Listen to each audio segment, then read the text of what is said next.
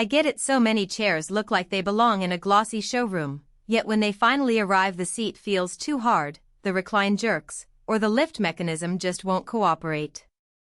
I've seen friends try to set up a luxury recliner for their parents, only to end up with a piece of furniture that takes more effort to use than it saves. That hesitation is real, especially when you're spending a good chunk of money on something that's supposed to make daily life easier for an elderly loved one. Link is in the description if you want to check the product details on Amazon.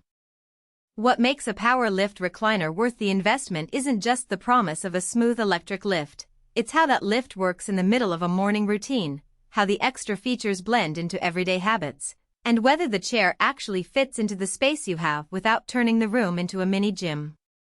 In my research, I dug through product listings, watched a handful of unboxing videos, and paid close attention to the concerns people voice on forums about similar chairs, things like the noise level of the motor, how easy the controls are to read, and whether the cup holders interfere with getting in and out.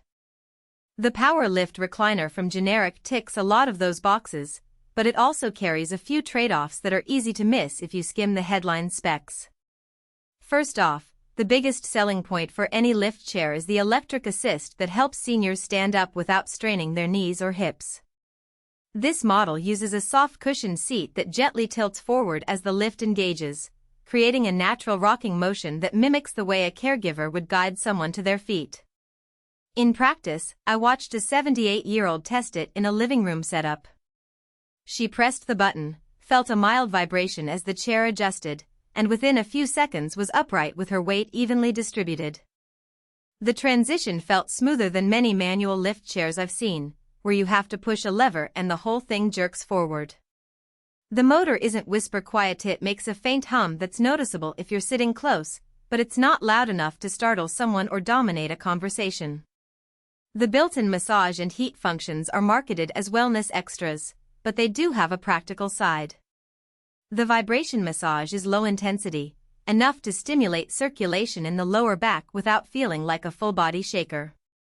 I saw a user turn it on while reading the newspaper on a chilly afternoon, and the heat kept the torso comfortable for the duration of the session. It's not a replacement for a professional therapy device, but for someone who spends a lot of time in one spot, that gentle warmth can prevent stiffness. The real advantage shows up when you combine the recline with the heat. Once the chair leans back to a near-flat position, the heat distributes across the lumbar region, making a quick nap feel genuinely restorative. Storage might sound like a small detail, but for an elderly user it's a daily convenience. The side pocket holds a remote, reading glasses, or a few magazines, keeping them within arm's reach without cluttering a bedside table. The dual cup holders are positioned on either side of the armrest, wide enough for a typical coffee mug but not so deep that you have to lift the drink out of the holder. In a real-world scenario, imagine a senior watching a TV show after dinner. The cup holder means they don't have to shuffle a coaster across a coffee table, and the side pocket can hold the TV remote, reducing the number of items they need to juggle. Now, no product is perfect, and this recliner has a few practical weaknesses worth mentioning before you click Add to Cart. The extended footrest is a nice touch for those who like to stretch their legs, but it adds a couple of inches to the overall depth of the chair. In tighter living spaces, you might find the chair pushes the coffee table too far out of reach, or it could block a doorway if placed against a wall. Measure your room carefully. You'll need at least a 6-foot width clearance to comfortably swing the footrest out without hitting the wall. Another point is the upholstery. The listing shows a plush, premium fabric, but the actual material feels more like a tightly woven microfiber. It's durable and easy to clean, which is great for spills, but it doesn't have the buttery softness of higher-end leather look options. If you're looking for a truly luxurious feel, this might fall a little short. Who should consider this chair? Primarily, seniors who have some mobility challenges but are still fairly independent. Think people who can operate a simple remote, need a little help getting upright, and enjoy occasional relaxation with heat or massage.